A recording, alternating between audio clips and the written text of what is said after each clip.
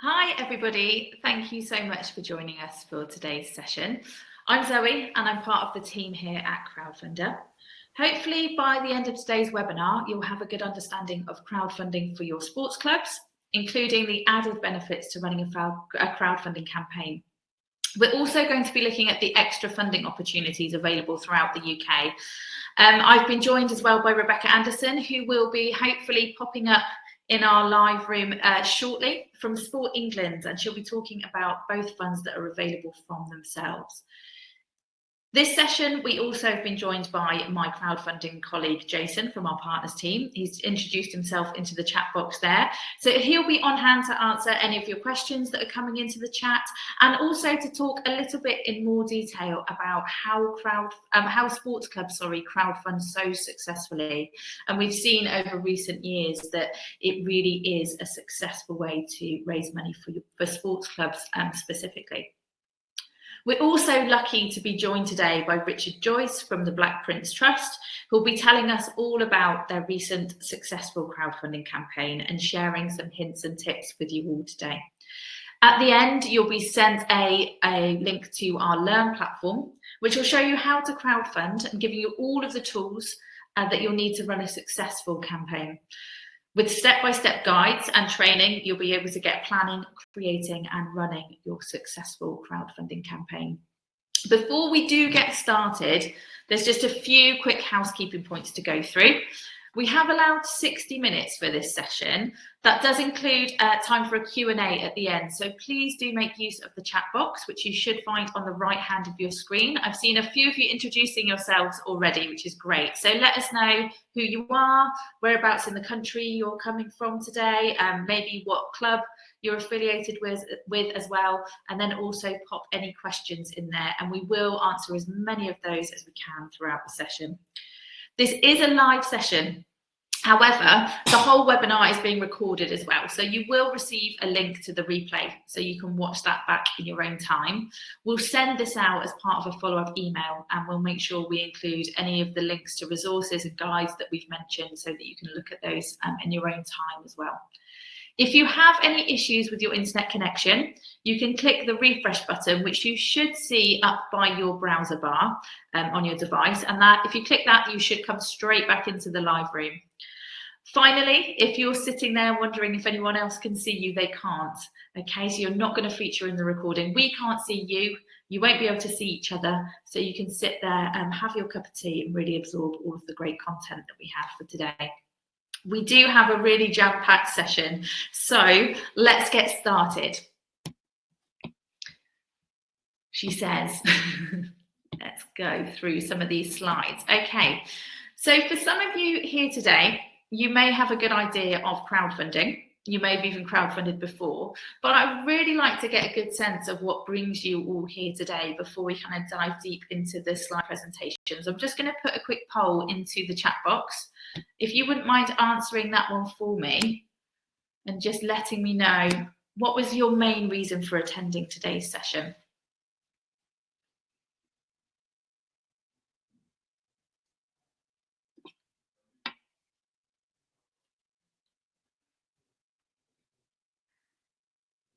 It's always fun watching the poll do its little merry dance. Okay, I'll just give it a few more seconds. Thank you, guys. That's great. It's a pretty healthy split, to be honest. The majority of you, by the looks of it, would like to find out about crowdfunding and, of course, those extra funds. There's a chunk of you who I think would have been brought to this webinar based on the fact of learning how to access those additional funds from our sports partners. So that's really good to know. And it's great that we have our partner here to actually talk you through those funds. So thank you so much for that. That's really good to see. Okay. So in terms of Crowdfunder and crowdfunding, the Crowdfunder UK platform has been around for 10 years or so now. The 2023 will be the 10-year anniversary of Crowdfunder UK. And throughout those years, the platform has helped projects raise over £274 million for their different causes, which is brilliant. You can see over 300 projects adding daily onto our platform. So as you can imagine, there's a huge wealth of different projects that you can explore, look at, get inspired by, and see how you may be able to replicate some of that success. We see all sorts of different things crowdfund, so community organisations, sports clubs, obviously, but it could be a personal cause or a charity, maybe even a political campaign, for example. So all sorts of different things come through our platform. One of the main things that sets us aside from donations-only platforms is the ability for project owners to add rewards to their campaign. Now, a reward is a benefit of some kind in return for a financial contribution. So it's a way to say thank you to your supporters. By listing rewards on your page, it can really incentivize their giving as well. And it can signpost them to certain price points, giving them an idea of what would be a really great donation for you to have, or a great amount of money for you to have, and what impacts that will bring to your project too. So it's a brilliant thing to consider. And I would emphasise that when it comes to accessing the sport extra funding, you will need to have rewards listed on your page as one of the requirements. We'll talk a little bit more in more detail about rewards a little bit further on in the session. There are lots of other benefits to crowdfunding on top of that all-important financial raise. Some of those are listed here for you. So first and foremost, it's a really brilliant way to test the water with your idea and to see if there's actually an appetite within your community, for the idea that you're trying to make happen. You'll be able to build confidence in your own idea, and in turn, those around you will build confidence in the idea happening and the project actually kind of coming to life once you have the money to do that. You'll also create a buzz and get people excited around the potential of this project happening, which will build awareness. You might even get noticed by a wider audience. So for some of you, well, for all of you here today, you will have that core audience of your club members and your existing supporters. But through running a crowdfunder, we're kind of challenging you to reach out to that wider community as well. And we give you all of the tools and resources to be able to do that effectively. Every single person that comes along and supports your crowdfunding campaign will automatically become an advocate for your club and for what you're doing, what your project's going to be. They'll start talking to their friends and family and their networks about it. You're going to build a really engaged audience, and you're going to have people waiting on the project delivery, getting excited to see it happen. That can also lead to some really lovely, meaningful connections going forward. And we often see that some of the feedback that we get from project owners, that actually through the crowdfunder, they've been able to broaden their network. They've been able to develop partnerships and relationships with different areas of the community, maybe the business community, for example. And that's really had a lasting impact, not only on the crowdfunder and that kind of one project, but also the club or the organisation going forward. The process of setting up a crowdfunding campaign and running it effectively, once you've engaged with all of the resources that we give you, it's really going to teach you some new skills. And those are transferable skills as well. Some of you might not be familiar with digital fundraising, for example, creating engaging content, really kind of broadening your network and self-promoting. These are all things that we will teach you how to do, and you'll be able to use these skills in different areas of your life as well. And one of the really key things for everyone here today is, of course, that extra funding and support that we offer. So we work with both national and regional partners in order to distribute additional funding to eligible projects. So when it comes to sports clubs, as long as your club is for not-for-profit, so as long as you are a CIC or a charity or a constituted organisation that's not for-profit, you would be eligible to potentially receive extra funding towards your project. And that could be a massive draw for our project owners. We also work with local authorities and a different wealth of funding partners too. So always check when you're putting your page together which of our funding partners you have been matched with, because you can always apply for more than one fund, which is a really exciting boost to your crowdfunding campaign, to be supported by additional funding partners. And to tell us a little bit more about how sports can crowdfund successfully and what we've seen over recent years and that legacy of impact is my colleague Jason. Hi Jason, are you there? Hi Zoe, yeah, I'm here. Thanks for that. Thank you so much for joining us. That's a pleasure. Explain a little bit more, kind of elaborate on those wonderful benefits, aren't you, and how clubs can crowdfund successfully and the kind of things that we see that really works well for clubs? Yes, absolutely. So firstly, all sports clubs have something that gives them a real good head start when it comes to crowdfunding, is an active and engaged membership. So they've got people in their community who are regularly attending, and a way to reach out to those people. And crowdfunding always starts with the people who are close to your project. So when it comes to sports clubs, you're going to have people like your trainers, your volunteers, your staff, etc., all of whom know the club inside out and can talk about the work that you do and the fact that you're crowdfunding. So that's a really great start to help you get going with your crowdfunding. What we often see as well then is for particularly say football clubs or cricket clubs or tennis clubs, where you might have a number of teams within the club, is you can often use that kind of competitive spirit that you see in the sports world, and set every team a challenge to raise money for the club as part of the wider fundraising that you're doing. So when you set up a project on Crowdfunder, you can set your project up as what we call a multiplier, and that means then that you could say ask every team, whether it's the under-9 girls, the over 16 boys, whatever it is, to say raise at least £50 towards the crowdfunding campaign.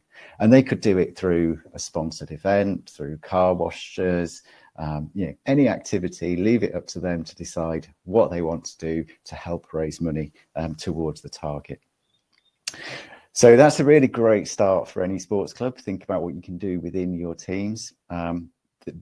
The next bit of crowdfunding is to think about then how you can reach out to a wider audience than just your members, because if you want to be successful and you want to raise a significant amount of money, you're probably going to need to go out beyond your members and look to how you can raise funds from the wider community. And this is something that's really important to our match funders as well, because they want to know that your club is an engaged and active part of the wider community and not just totally focused on its members, that you are looking at how you can involve other people around you as well. So sports clubs again have often great routes into the community. Thinking again about your members and your players, they could be people who could offer really great rewards. So does anyone in your club run a small business? Could they offer you things that you could turn into cash by offering them as rewards? So great thing to do is when you are looking at crowdfunding, make sure that you tell everybody in the club that you are going to crowdfund before you start crowdfunding, and ask them how they're going to support it, whether that's, like we said, getting them doing different team activities, or to find out who's connected to who or who runs which businesses and might be able to offer you some rewards. And the rewards are another aspect for clubs, which gives them a really great head start, because sports clubs have got things that you could offer which might engage not just members but also the wider community as well. So maybe think about offering special taster sessions as a reward that might bring in new longer term members as well. If you're a sports club that has its own venue, other things that you can offer from the venue as rewards, whether it's come and have an afternoon tea at the cricket match, or room hire, or do you have other activities going on in the club which people might want to try as well? So lots of really great opportunities to make your crowdfunding campaign a really public facing campaign that engages not just your members, but the wider community as well. Amazing. Thank you, Jason. Yeah, it's such a really good recipe for a crowdfunding campaign, isn't it? All the things we talk about project owners needing to be able to do in the planning stages are almost part and parcel of sports clubs already. So they're kind of already halfway there in terms of actually having that crowd and the potential to source those important rewards as well. Will you mind, or do you mind, sorry, hanging on to the end of the session so we could bring you back for a Q&A? Yeah, very happy to do that, and I'm happy to respond to questions in the chat as well. Thank you. I've just popped some into the questions side of the chat box, so there's some waiting for you in there. If you wouldn't mind having a look in a mo, that would be really helpful. Thank you. Thanks. And we'll see you in a little bit. So we've mentioned the extra funding. And I know that, of course, that's one of the most important things bringing sports clubs through to our crowdfunding platform and to find out in sessions like this. So we have now been joined by Rebecca Anderson from Sport England. Hi, Rebecca. Thank you. Hi, Zoe. No worries. Sorry, I was a little bit late. No, don't be silly. It's fine. The thing is, you've done so many of these. You can just jump in, do your bit, and you're all over it. It's fine. Let's just pull up the slide. If you wouldn't mind telling us a little bit about the funds that you have available. Yeah, of course. And just a quick thank you to everyone for joining today. I'd really recommend kind of making the most of the time and kind of the really great advice from Zoe and obviously Jason, asking as many questions as you can. Kind of at Sport England, when we first kind of launched our initial crowdfunding, extra funding a couple of years ago now, we were aware that, as Zoe said, digital fundraising could be a bit of a daunting thought for sports organisations, which is why, alongside things like this, the webinar, alongside Crowdfunder, we've pulled together a huge range of support to help you through the process, so it really doesn't have to be. And as Jason said, sports clubs really are ready-made for this type of thing, and your competitive nature and kind of wide community networks. So we've seen via that some really incredibly successful campaigns that come through to us. So yes, ask all the questions, listens to Richard's kind of first-hand experience, and if you have any kind of specific ones, feel free to drop the Sport England team a direct email as well, or following up from it. So our first fund is called Active Together. It's a 7.5 lottery fund that was launched back in May 2020. It's a fund that was designed to kind of help support community sports clubs and organisations recover from the effects of the COVID-19 pandemic. However, it's evolved since then as well. I know clubs are still kind of affected by kind of loss of income and kind of rebuilding from that, but it's also evolved in terms of recovery, reinvention, obviously the effects of the cost of living crisis at the minute.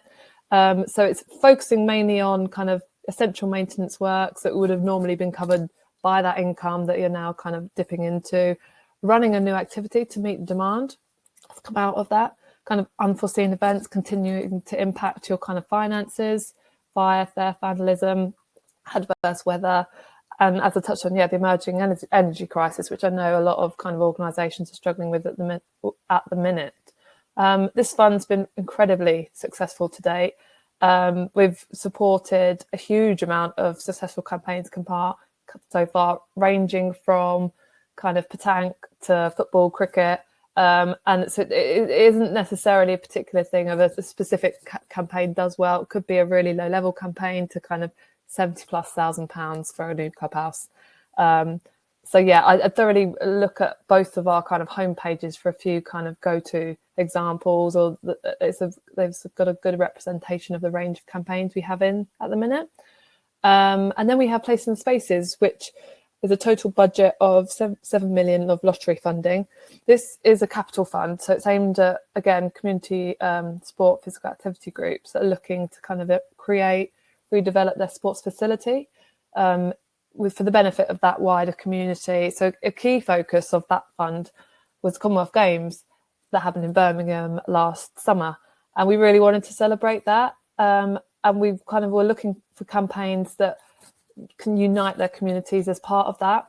Even though it was last summer, kind of the legacy and kind of onward impact, we're still kind of trying to celebrate, and obviously coming up to the year after that. We want facilities that are kind of helping people get more physically active within their areas.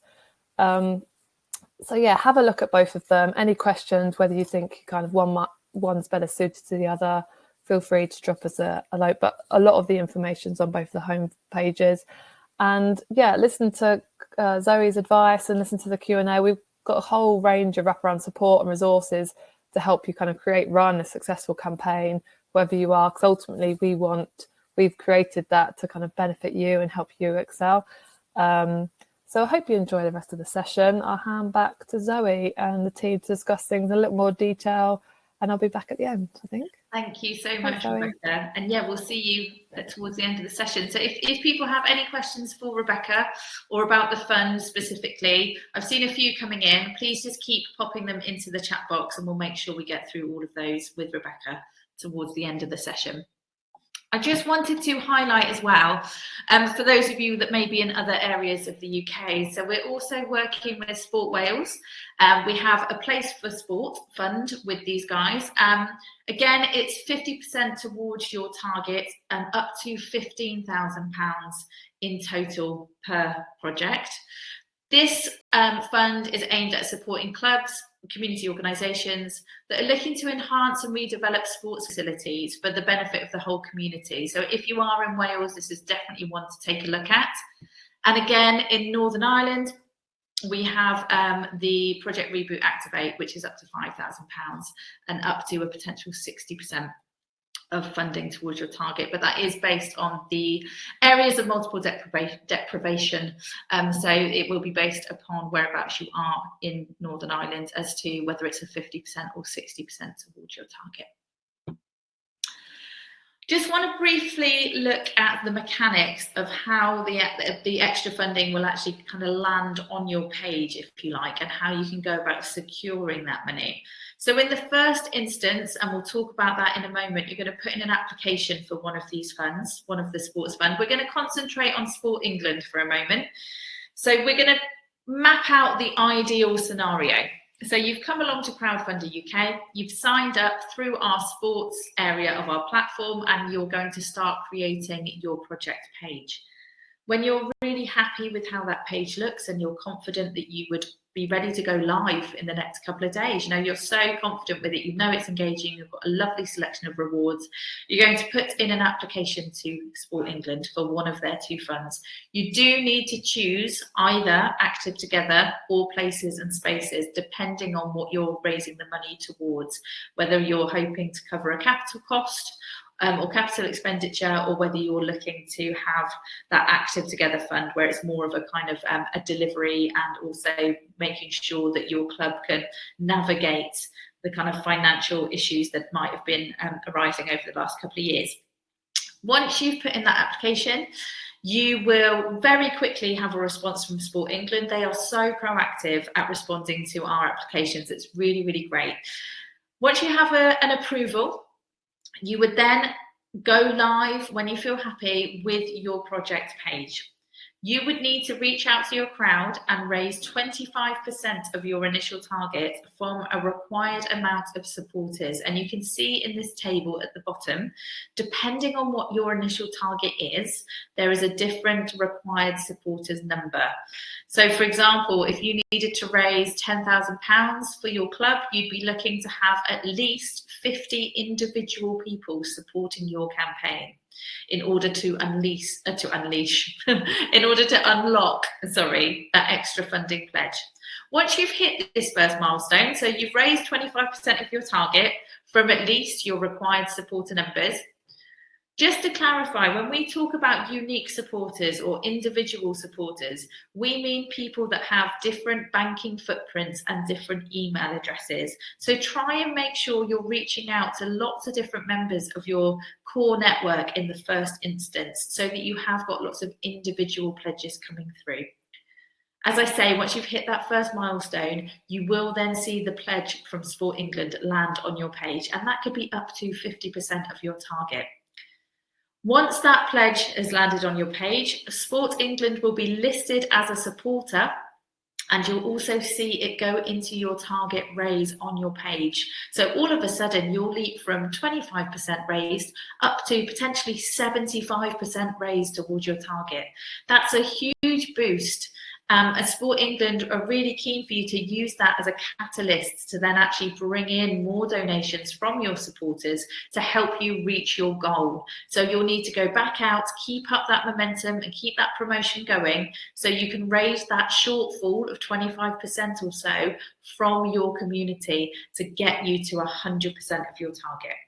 Once you've reached your initial target, your extra funding is secured along with all of the money that you've raised from your crowd. If you have some time left live on your project, you can still, on your campaign, you can still continue to crowdfund and bring in donations. You can set something that we call a stretch target, which allows you to continue fundraising whilst your project is live. You'll be prompted to set a figure for this stretch target, along with a little bit of text letting people know what this additional money is going to be spent on. And that could be those kind of wish list items, if you like, to make your project really kind of sing. You've raised the amount of money you need to get that project happening, but what would you do if you could have a little bit more money to go towards it? Maybe you'd be able to run those sessions for a bit longer throughout the year. Maybe if you're enhancing the clubhouse, for example, you may be able to actually then think about the changing rooms as well. So start thinking about the minimum that you will need to make your project happen and a realistic amount for you to be able to achieve from your group of supporters, but also have in the back of your mind that additional figure that you might want to have as that second goal as well. In terms of applying for the extra funding, our very, very clever website, if you like, will actually match you with any funding partners that we think would be a good fit for your project. And this is based on some of the key answers that you give us when you're setting up your project page. So first and foremost, you're going to need to give us your postcode so that we know whereabouts in the UK you are. You'll also go through the stages of putting your page together. And one of those stages will be an extra funding section. Within this, you're going to tick this box that's highlighted to allow us to share your project details with our funding partners. But you're also going to complete the tick box exercise further down the page to let us know who is likely to benefit from your project.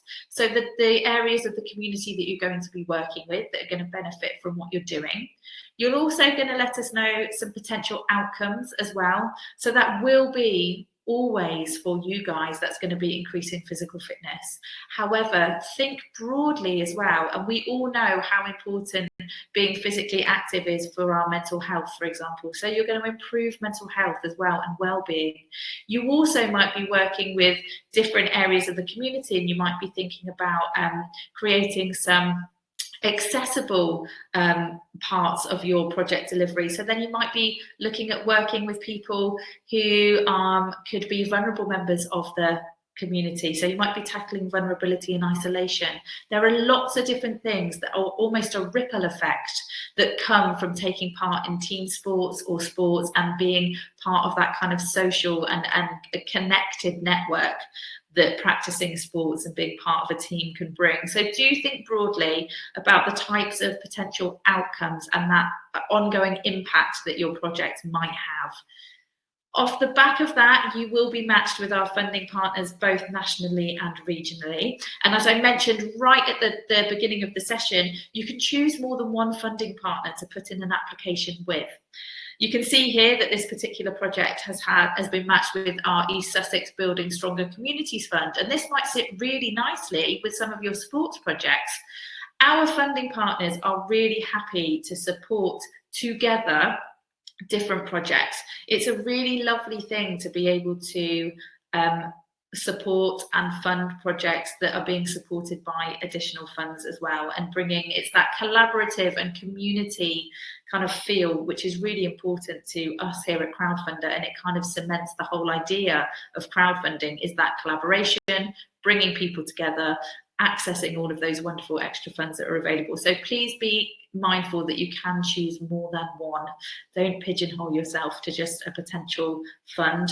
Think broadly again as to what might be a good fit for you and put in all of those applications. Each application takes around 10 to 15 minutes to complete.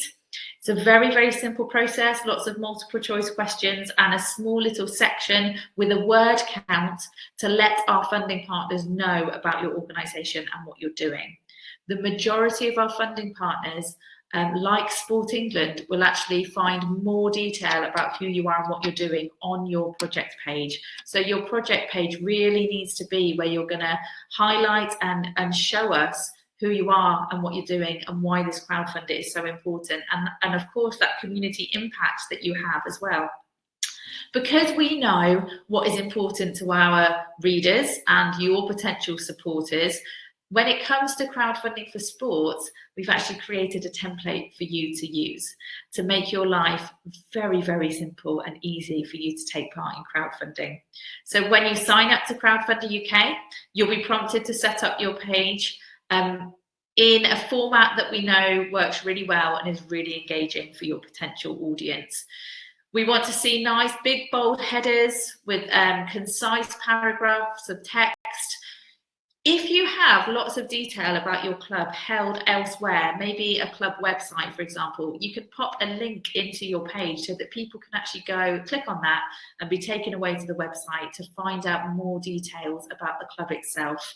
So you want to keep this as like a shop window, if you like, into who you are and what you're doing and why it's important to the community. Always bear in mind, when putting your page together, to keep it really nice and visual, use a video if you can at the top as well. That is a great way to engage your audience. But you want to think about your potential readers, your potential supporters. So think maybe about having a couple of different narratives, if you like. You always need to keep your audience in mind.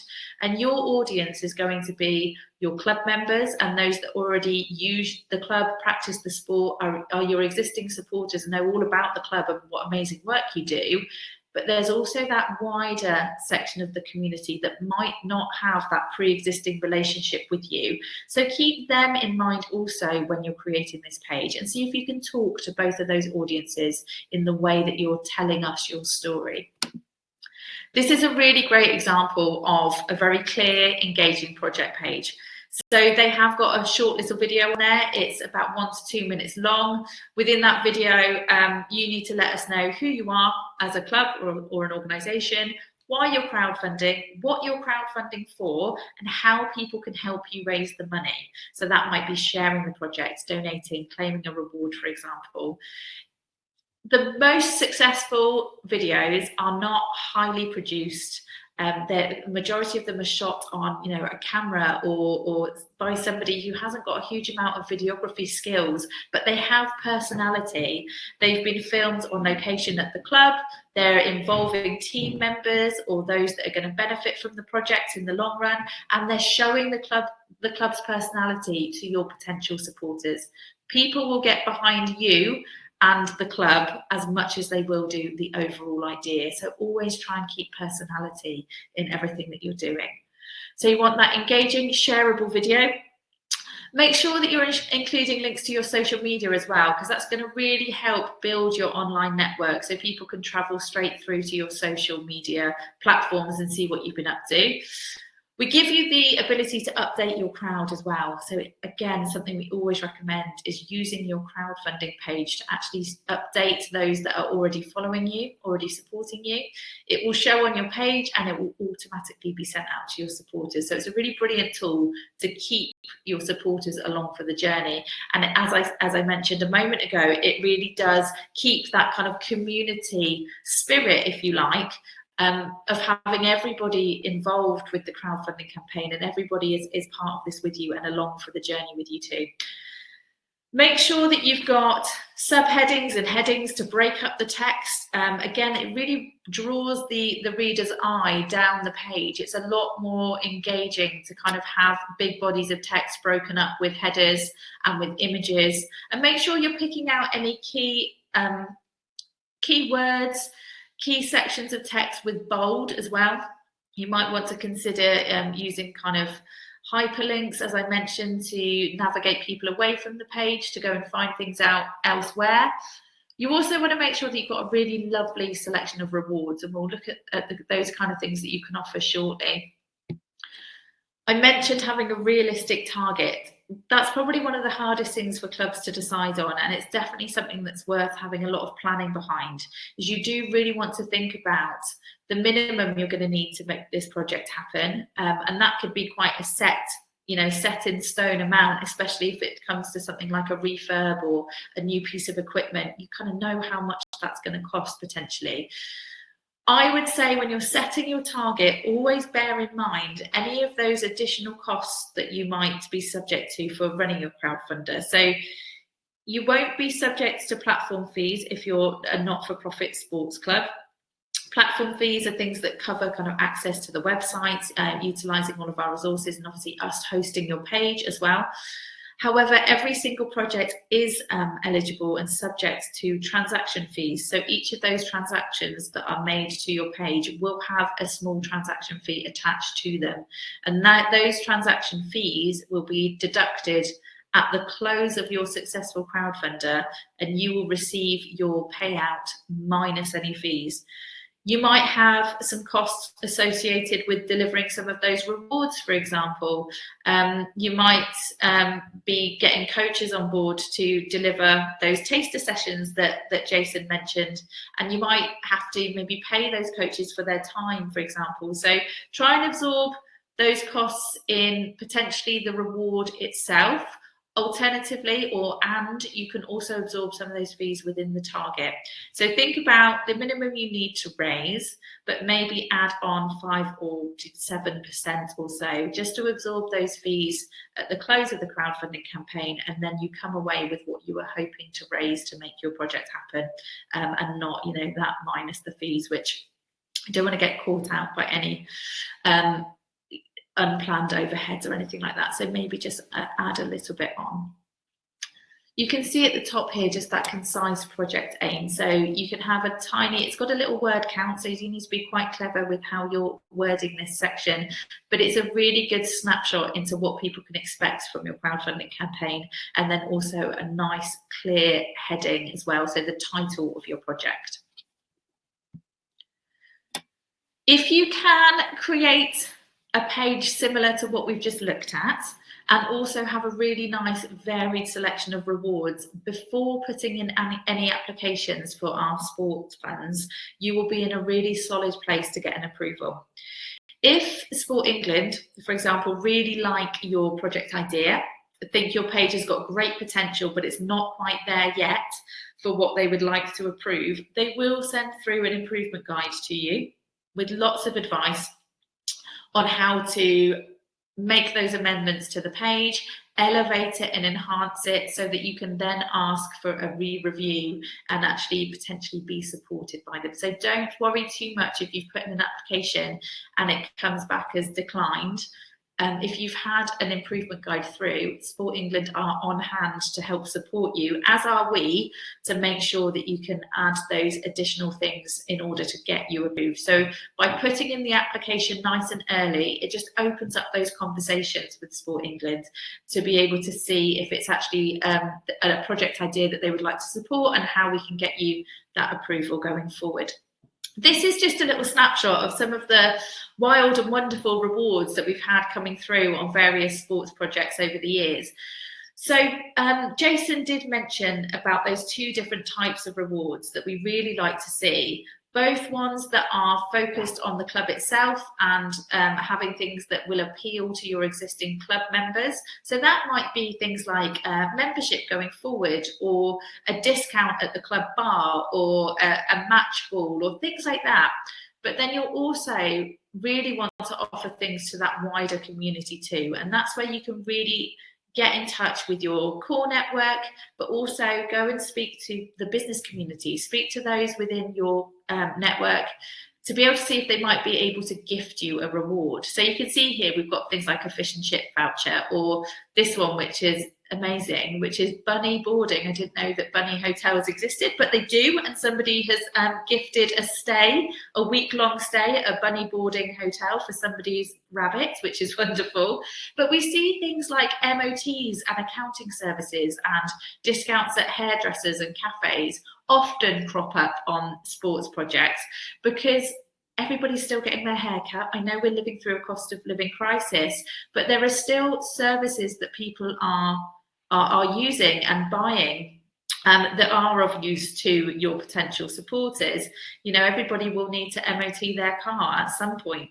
If you have connections with the local garage, could they give you a discount? Or maybe could they offer their time and actually give you an MOT that you could list at a very heavily discounted price? So do think creatively about what you can offer as a club, but also reach out to those around you to see what other people can offer up for your page too. And we do have some really great articles in our Knowledge Hub, and I'll share a link to that in a moment. One of them is 55 rewards ideas, and it's got some really interesting stuff on there. Whether you've got something coming up at the club itself as part of the social calendar that you might want to list a ticket to that event on the crowdfunding page, why not even throw a closing party for the crowdfunder and bring everybody together? Jason mentioned multipliers, and we'll cover that in a moment, but can you actually host a fundraising day where you celebrate everybody that's run a multiplier throughout the course of the campaign, and maybe crown somebody the fundraising winner, or the team that's won the fundraising challenge? Think creatively and how you might bring people together in a way to celebrate what you're doing and also raise those funds too. This is really key, this network map, to any successful crowdfunding campaign, and it's a really good idea to create your own at some point. It's part of our learning resources. You will refer to this time and time again when you're crowdfunding. In the planning stages, you're going to want to write down for each of these little sections everybody that you can think of and that your team can think of, and how you're going to contact them within these kind of groups. So you're going to start with your friends and family, so your core network, your friends and family, maybe your team members, other groups as well that might use the facilities. That's always a good one. Jason mentioned about venues and whether you've got other organisations coming in and using your club or using the facilities. Make sure you've got all of those contacts as well.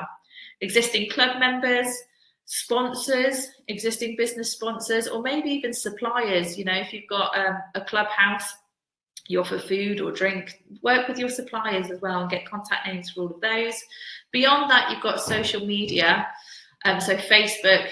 Hopefully all of you have got a club Facebook group that you'll be able to use, a Facebook page, sorry. Some of you may be using other platforms as well.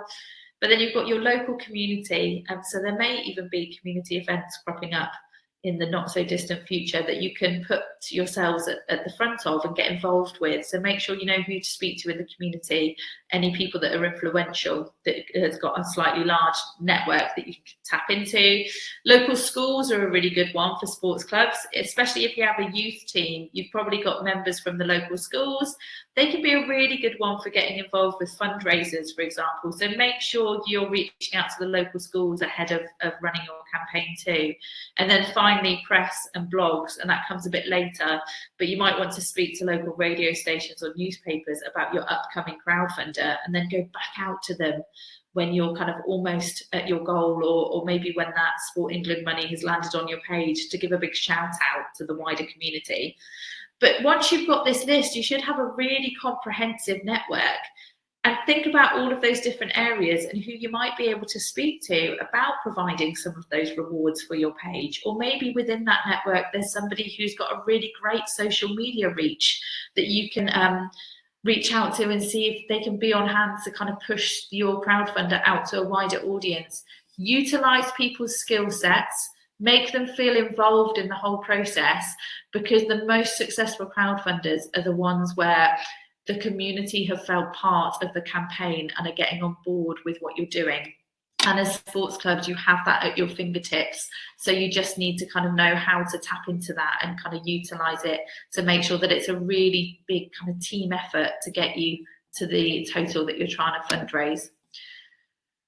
I talked about those two different audiences when you're actually putting that page together. So your existing supporters, and then those that won't necessarily know too much about you, but are really keen to find out about you and support such a brilliant idea.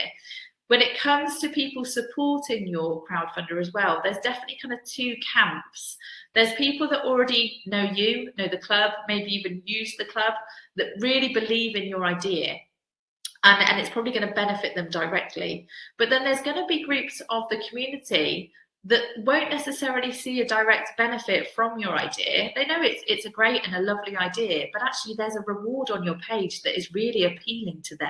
And that might be those things we've just discussed, you know, from the local business community or people within your network that can offer something with a slightly wider appeal. Or it might be people that have never tried the sport and are, you know, a little bit curious, and that's where the taster sessions come in. You want to strike that balance between those two groups. So when you're engaging your audience, you need to strike that balance between the messaging on your page. And then when you're thinking about your potential supporters, you want to think about these two groups and how to strike the balance between them two. So having some varied rewards on there is going to really help you do that. Okay, so I just wanted to highlight a really lovely multiplier project, and this is something that Jason talked about at the beginning of the session here. So this is Brixton BMX track. They crowdfunded successfully with us last year, a really lovely project, and I'll just pop a link to their page in the chat box now so you can go away and have a little look. But they actually had 23 separate fundraisers running in order to raise money towards their overall target. So by opting to become a multiplier, you can either do that in the setup of your page in the first instance, or you can always contact us here at Crowdfunder. We can do that at any point in your campaign. You will automatically then have a button generated on your page, which will ask people to become a fundraiser. They can click on this button and they'll be prompted to set up their own individual fundraising pages. They won't need to enter any of their financial details because everything is linked to your page. It's just a really lovely way to digitally hold those fundraisers separately to your main page. It's completely linked. So any money that's donated onto those pages, any supporter numbers, funnels straight onto your page as well. So when we've talked about hitting those milestones of supporter numbers and 25% raised towards your target to release any of that extra funding, what a brilliant way to do that. Think of a fundraising challenge or put it out to your club members to think of their own challenges, maybe pit different teams against each other, plan it into the campaign right from the beginning and have that maybe be your messaging when you go live. You know, you've already got these great fundraisers on board and they're going to go out to their networks and reach out to people that you might not be able to get in touch with as the club, you know, especially if you've got youth teams, they'll be able to go out to their friends and family and be able to bring in those donations, which will automatically funnel onto your page. If you wanted to, you could also share access to the rewards on your page too, which could really help to incentivize a much wider audience to be able to support you. So definitely something that's worth considering. Now, a really brilliant project that has done all of these things incredibly well, let me move myself up here so I'm out of the way a little bit, is the floor upgrade for the iconic Regal basketball court. And that was actually run by the Black Prince Trust, and in particular, Richard Joyce, who's here today to tell us all about it. Richard, can I welcome you onto the screen, please? Hi. Hi, Richard. Thanks for waiting in the wings so patiently there. Hi, everyone. Would you mind telling us a little bit about your project? We can see the great numbers here on the screen. So you guys, fairly recently actually, wasn't it? You raised almost £24,500 from a whopping 163 supporters, which is brilliant engagement with your community. And we can see you had extra funding from Sport England and Lambeth Council as well, didn't you? So that's one of our regional partners, and that was for £15,000. That's a nice healthy chunk of money towards your project. Would you mind telling us a little bit more about the project itself? Sure. So for those of you who don't know the Black Prince Trust, we're a charity and we run a community sports hub in Kennington, Vauxhall area of Lambeth. So we're a 2.5 acre site. We have 5 outdoor football pitches, and we've got a sports hall which has got 2 basketball courts, the Regal, which is the one the project was for, and the Jordan, which is multi-sports, and we've got a boxing gym as well. So we had a bit of a challenge with our kind of flagship basketball court, the Regal, which I've got no evidence to say this, but I'm guessing it's probably the most used basketball court in the country because it's bespoke for basketball. We're open every day and it's only used for basketball.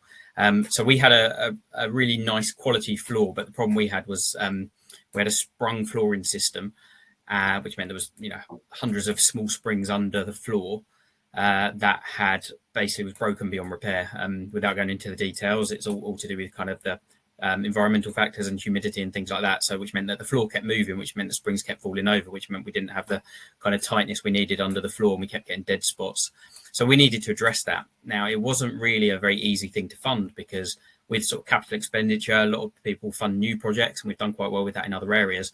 But kind of basically funding like a repair job, essentially an expensive repair job, was really challenging. So we've got a partnership with Nike and Jordan. We're very lucky. So we had a little bit of capital expenditure budget from them. But overall, the project was going to cost us about £60,000. And we just couldn't find that anywhere. So we had about 6 months of trying to find, opportunities to help fund this and make it viable.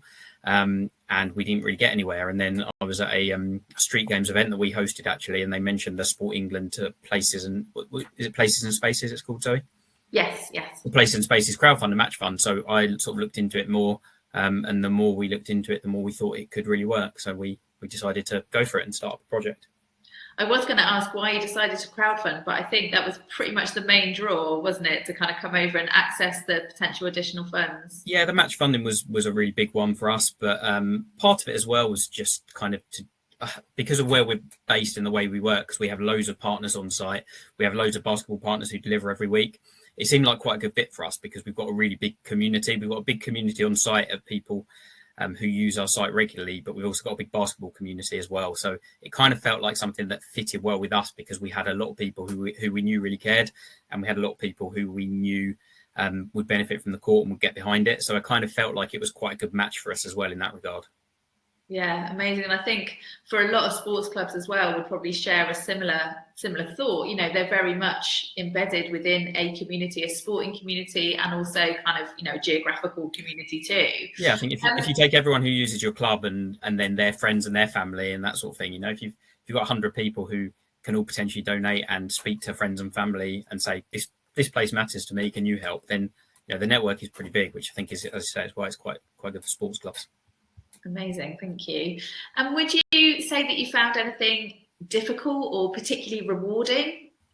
In terms of difficult, I think at the start, it's quite actually getting the page up and running is quite straightforward, really. Didn't find that too challenging. I think we had quite a slow start, so it's quite difficult mentally. I think when you start a program, to kind of see it going up by, if you're trying to raise £20,000. And after 3 or 4 days, you're at £200. It feels like a kind of insurmountable challenge. But in a way, kind of that just kept us thinking of new ways to sort of build it and that sort of thing. And then when we kind of got the momentum, it really kind of gathered and really built. And then, when you do have that momentum, you can kind of talk about, we're nearly at this milestone and that sort of thing. So I think that was really good. I think in terms of, the time commitment was, I think part of the reason we tried to do it was that partly we'd exhausted other options, but also it's a 28-day process. So, but this might sound negative, but in a way, part of my thinking was if we fail, we'll fail really quickly. We're not going to put loads of time and effort into this.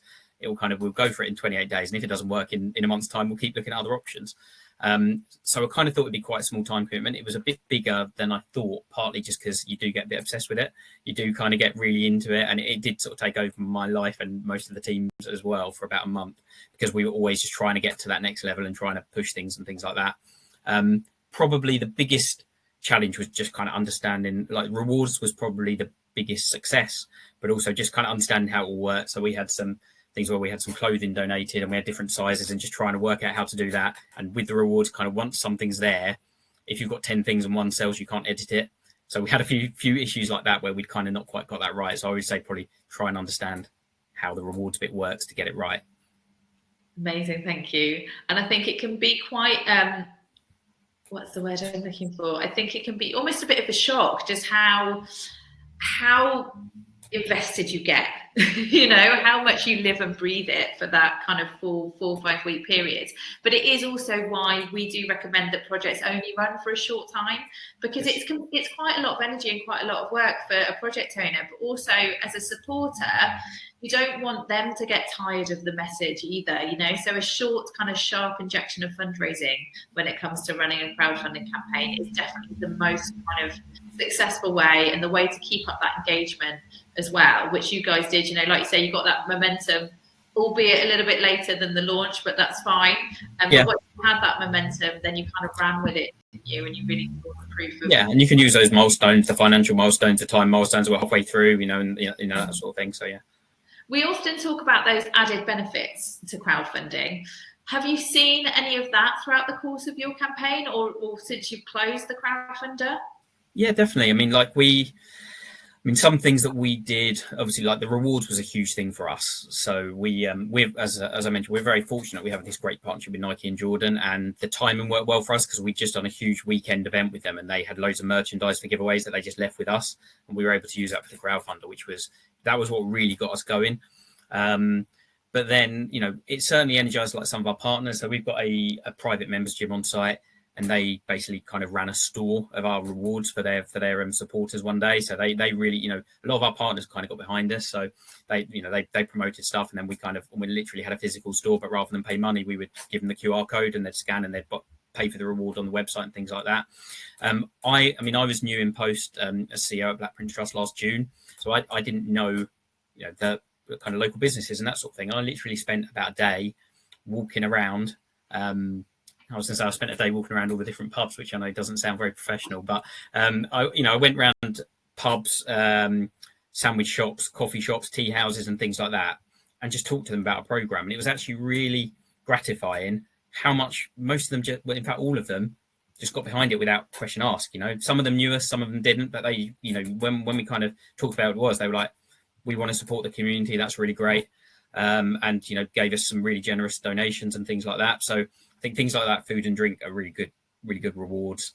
But a lot of those places, things where if we have work drinks, we'll go to one of the places that supported us. If we go, want to get some lunch, you kind of have that relationship. I think we also got some really good footage. So when we did the video, it was just great to actually sometimes speak to some. When you have that incentive to go to some people and say, "Tell us what this place means to you," you get some really amazing responses that some of it we may have assumed, but actually just getting people who are going, "Yeah, I'll go on camera and tell you how much this place means to me," was really, really great as well. So, I think just I feel like we're more part of the community rather than just our own little pocket now. And yeah, there's lots of different, benefits like that as well. Even things like Sport England, the relationship with Sport England around this, so more people know about us. Lambeth Council, they then did a news story on our crowdfunder after and that sort of thing. So I think just the awareness raising for people who heard about us for the first time then is really important. It's really lovely to hear. That's kind of basically all of those wonderful benefits that we talk about, that we encourage people to kind of get involved with. You've experienced pretty much all of them. The other thing you probably didn't mention is just how it pulled the team together as well, because we're a pretty small team and we had some staff who were new and that sort of thing. So just actually having that one thing where it didn't matter what everyone's job title was, everyone was on it, everyone was pushing it to their friends, everyone was helping out. So we did the multiplier. So we did. We were looking at ways to improve it. And again, you've got to think about, as you said, with that Venn diagram, those people who sit outside that circle of they care about your project, because you've got to be realistic. Not everyone's going to really care about our new basketball floor. Some people are there just for the rewards, which is fine. But for friends and family, that sort of thing, we kind of thought, how do we have this thing where people support us as people rather than necessarily our work? So we came up with the idea of doing a rowing challenge. So because we've got a site, we've got rowing machines, we're very close to the Thames. We came up with the idea of, between us and our partners, doing 346 kilometres, I think it was, which was the length of the Thames, and rowing that between us. And we got the rowing machines out, and we had staff got involved, we had partners got involved. So, we had kids from school projects coming in, would come in and do a couple of K. And I think actually we started at 9 a.m, we finished at 9:59 p.m. just before we shut. And again, it was just a really great thing to just get everyone involved and behind it and that sort of thing as well. So yeah, it really energized the team. I think everyone looks back on it as a really enjoyable time. And also there were people who thought there were people, on our board, in the team even, who thought £20,000 was a pipe dream. So actually it was quite a nice thing of kind of resetting expectations a bit and thinking, actually, if we really put our minds to something, we can really achieve something great. And then in the future now, I've always got that with the team. If I suggest something I think is a bit ambitious, I'll be like, well, you didn't think we get 20,000. So yeah, it's all good. Amazing. That's awesome. And it is so true. You know, you've got that crowdfunder now digitally held out there in the world to be able to say, look what we did. And if you're thinking about unlocking additional grant funding or anything going forward, you can kind of say, look at this wonderful support that we've had. This is why we're important. This is why we need your support. So it doesn't just have to stop at the close of the crowdfunder, guys.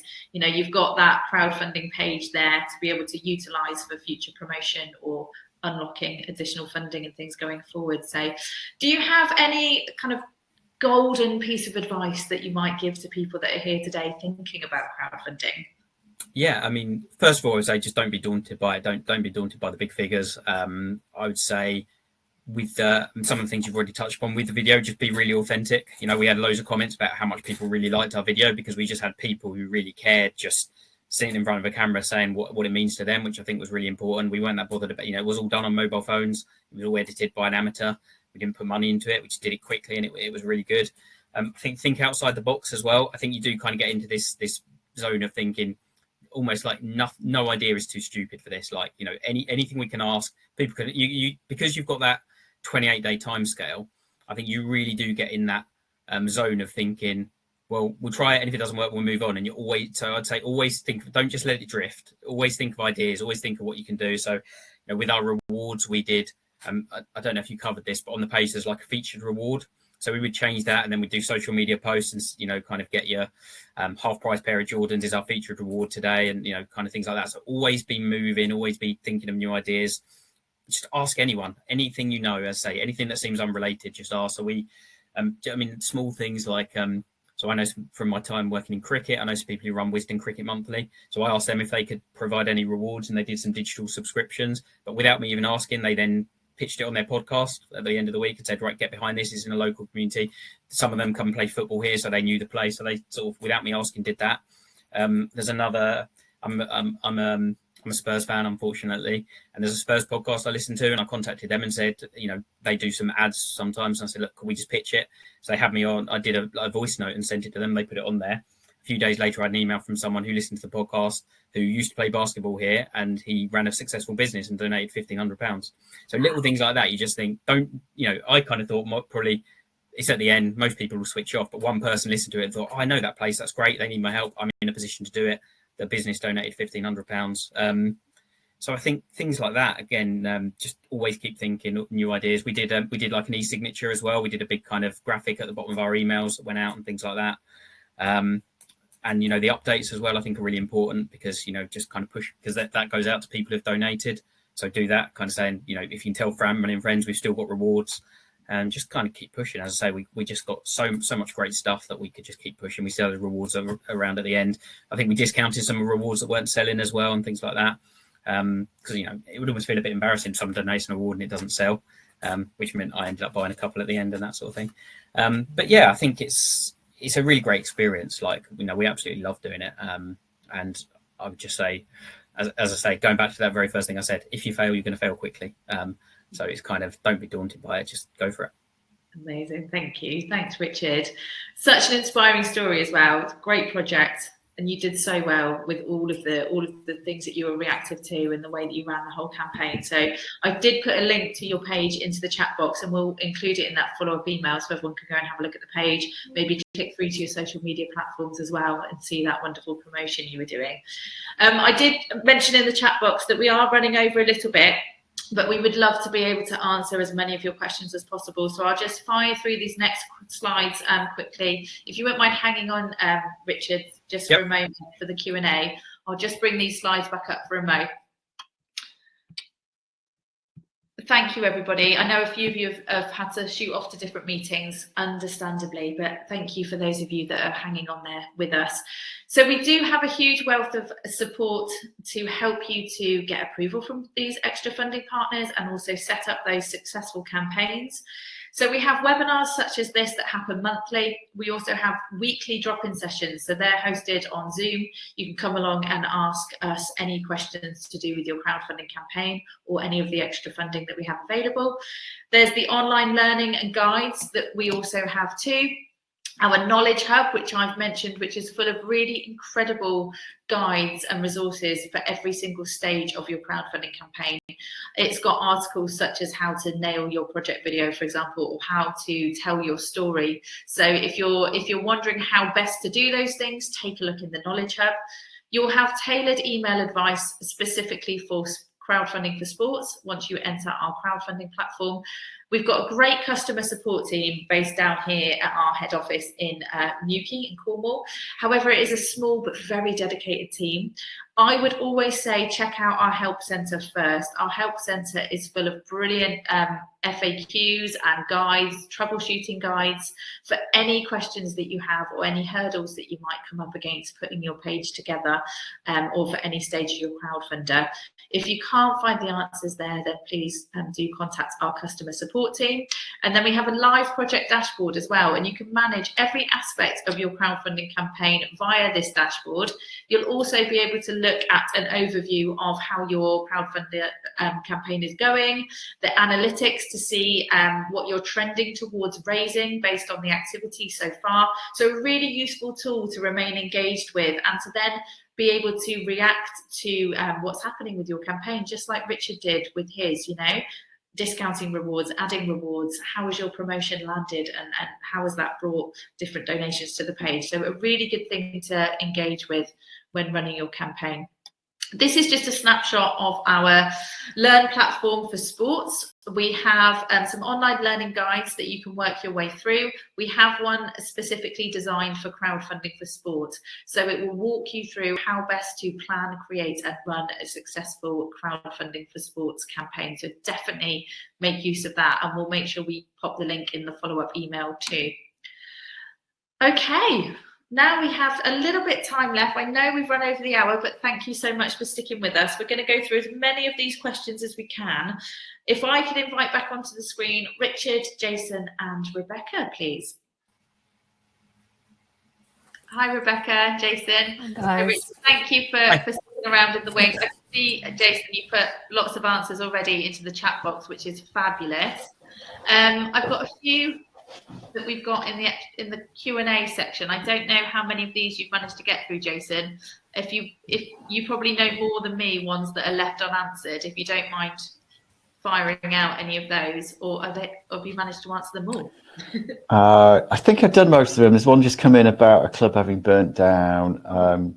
With regards to Sport England, apply for one of the funds. If it's not right, they'll tell you which one to apply for. So don't worry, or just apply for both. It's really quick. You should be eligible for one of the funds generally. Yeah, or drop us an email, as I said, Jason, yeah. If it give us a bit more specifics, I'm sure we'll be able to help you either way. Amazing. And just to kind of clarify, in terms of crowdfunding, it doesn't really matter whether you're a for-profit or not-for-profit organisation or business, you can crowdfund. But in terms of accessing that extra funding from Sport England, it would be that they would need to be a CIC or charity or constituted organisation. That's correct, isn't it, Rebecca? They need to be not-for-profit. Yeah, not-for-profit organisation. I think the full criteria are on the homepage. So yeah. And we put the links to both of those funds into the chat box, and we'll include that in the follow-up email as well, and our main extra funding page for you to go and take a look at all of our different funds we have available too. I think in that case, it does look like all of those questions have been answered, which is great. I wouldn't mind just running a quick final poll just to see how confident you are all feeling now after learning a little bit more about crowdfunding and what's involved, and also accessing those extra funds. I just would like to see how confident you are feeling in potentially starting your crowdfunding journey, so taking those next steps. Amazing. I'm going to stop it there because it's a resounding 100%, so that's always nice. It's really good to hear. I'm just going to pop our next step slide up for you all, and we will say our goodbyes. The next thing for you guys to do would be to go away, take a look at our Learn platform and work your way through our online courses. Have a little look at our extra funding page and see what funds you may be eligible for your project, and then also explore other projects too. At the bottom of each of those funding pages, you'll see all the projects that have been supported so far by those funds. So take a look at those, take inspiration from the way they put the pages together, some of those brilliant reward ideas. You don't have to reinvent the wheel. take inspiration and replicate what's come before you and make it relevant to your particular project. But we do wish you all the best with your crowdfunders. Thank you so much to Richard and Jason and Rebecca for joining me today. Sorry for running over a little bit. Hope you all get to your next meetings and things in time. Grab a bit of lunch. But thank you so much and good luck going forward. Thanks, guys.